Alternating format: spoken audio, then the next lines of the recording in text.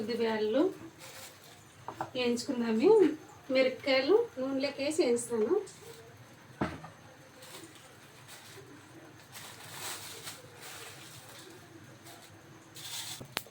జీలకర్ర బాగా వేయించుకున్నా. ఇప్పుడు ఉద్దిబ్యాళ్ళు వేయాలి.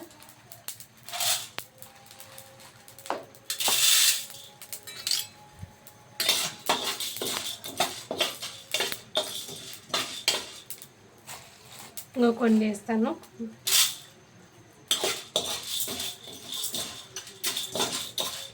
ఇవి బాగా వేయించినాక బాగా మిక్సీకి వేసుకున్నాను. ఇవి బాగా పొడి వేసి పెట్టుకున్నా.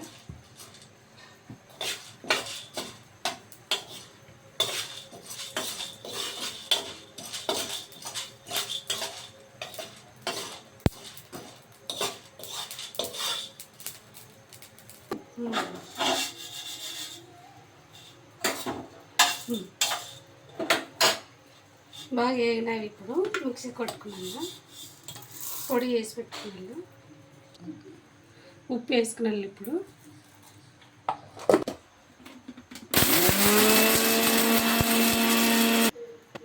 ఇప్పుడు మిక్సీ కొట్టుకున్నాను. ఇవి మిరపకాయలు కత్తి తీసుకొని దీంట్లో కలికి నించాలి.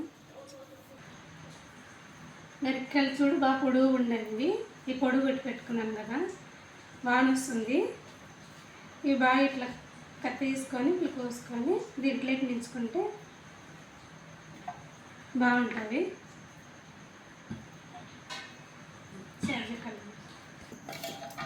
ఇప్పుడు ఇవన్నీ కత్తితో కోసుకున్నాను. ఇప్పుడు ఈ పొడి ఇట్లా నించుకున్నాను.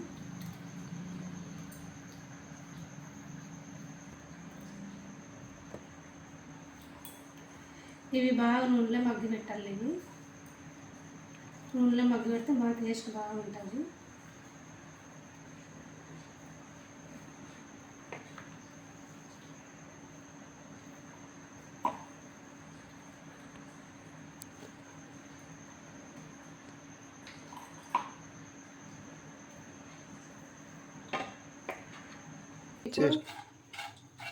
ఇప్పుడు బాగా నించుకున్నాను.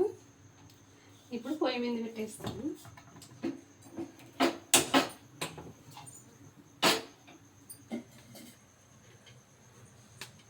ఆయిల్ వేస్తాను.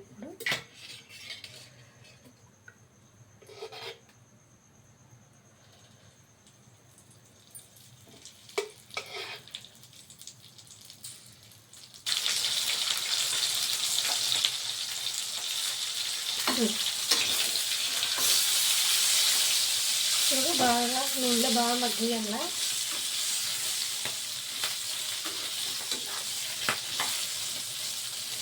ఇవి తింటే అయినా బాగా టేస్ట్ బాగుంటుంది.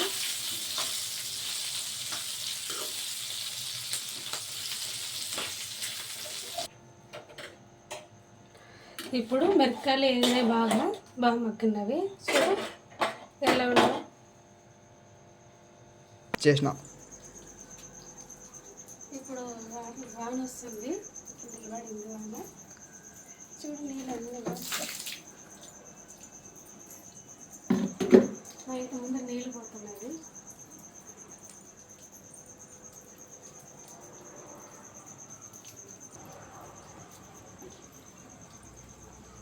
నీళ్ళు పోతున్నా బాగుండదు. వాన వచ్చింది, మా పెద్ద వాన వచ్చింది. మా ఊర్లో వానే లేదు, వద్ద వచ్చింది వాన. ఇది మాది ఇండియా చెట్టు.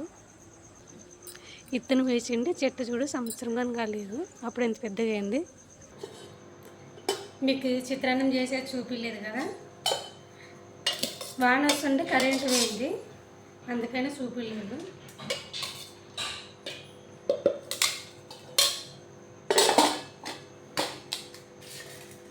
బాగా ఈ వానకి ఈ మిరపకాయలు తింటే బాగుంటుంది.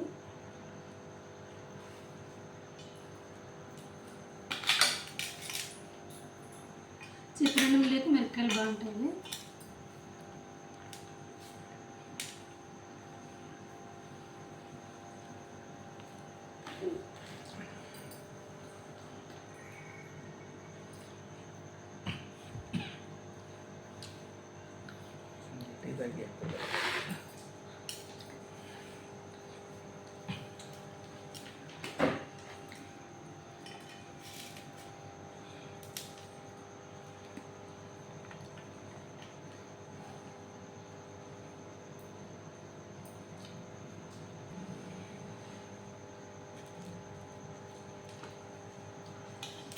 మీరు తిందరండి, బాగుండే మిరపకాయలు చిత్రాన్నం బాగుండదు.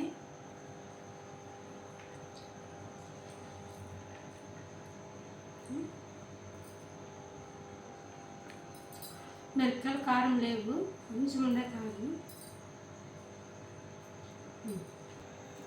చిత్రాన్నము మిరపకాయలు బాగుండే, సూపర్.